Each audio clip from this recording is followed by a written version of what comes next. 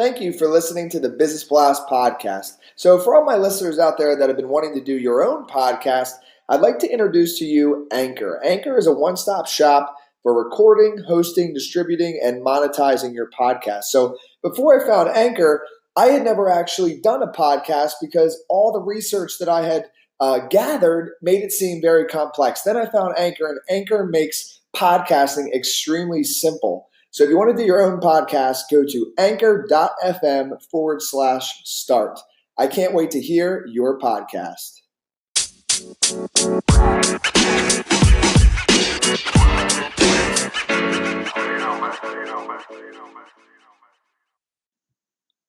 All right, everyone. Welcome back to another episode of the Business Blast podcast. I'm your host, Tyler Wagner. Today I have Andy Bounds with us. He is a sales expert, voted the UK's top sales trainer. He's a best-selling author and has helped the world's largest and most famous companies sell more. So welcome to the show, man. Hey, thanks, Tyler. Great to be here. Of course. Great to have you on.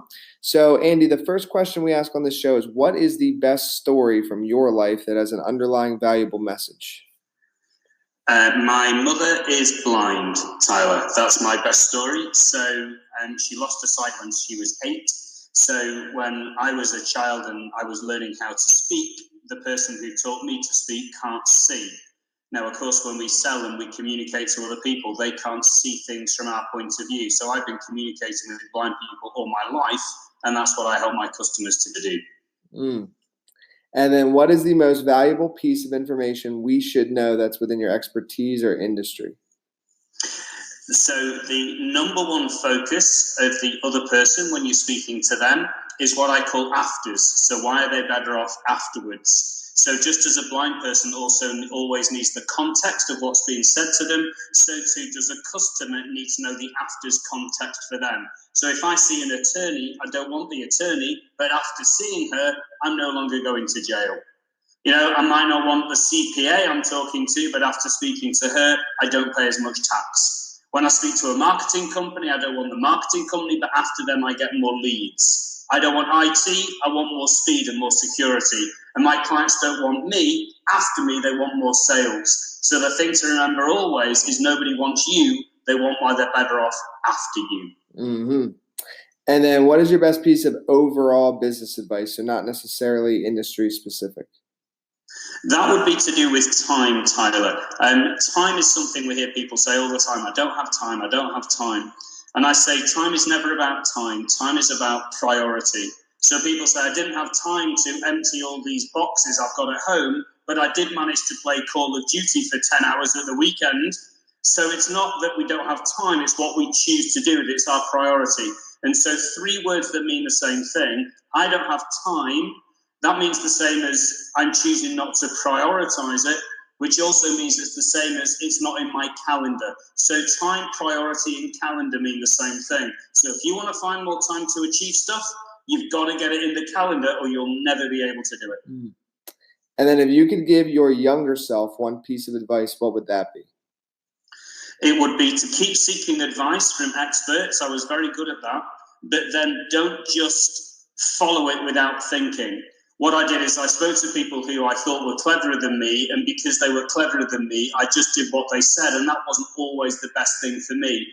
So the advice I give my younger self is definitely keep speaking to experts. That has changed your life, Andy. You must do that, but when they say something to you, don't automatically follow it. Instead, reflect on it and tailor it so it fits your own values and your own priorities. And then kind of going down a little bit of a different path. In your opinion, what is the key to happiness? 2 things, and I can easily remember them because they both begin in the letter P: passion and priority. So by passion, find your passion. And what's that saying? If you do a job you love, you never work a day in your life. I love what I do. I wake up blessed I do it, and then I go home and play with my children, and I'm blessed I have them. So passion is really, really key. But priority is also important. I know I keep banging on about this, but if you don't prioritize the stuff you're passionate about, then you have to fit your passion around other stuff, and that's just the wrong way around to me. So the first thing to do is, get the family time in the calendar to make sure that doesn't get taken away. Make sure that if you enjoy spending time with certain customers, put them in the calendar and make other people fit around them. Get your passion, prioritize it so it's your main focus, and you are guaranteed to have a more successful and happy life. And then what is the best book that you've read, and what was the number one thing you learned from that? So I've read just thousands of books, it feels, but an easy answer to this one will be Eat That Frog, a book by Brian Tracy. And basically, Mr. Tracy says that if you're given a frog to eat, it's going to taste horrible whenever you eat it. So just eat it now. Don't pick it up, look at it, feel repulsed, and then put it down. And then 10 minutes later, pick it up again, feel repulsed, and put it down. Because you eat it in the end, and it's still repulsive. So if you have something which is a real challenge, just pick it up, get it done. You might not enjoy the taste, but it's finished. And I really like the simplicity of that message. If you have something big, challenging, complicated, get up early, get it done, and everything's better. And what is your favorite quote and why? So my favorite quote would be by an author called Octavia Butler.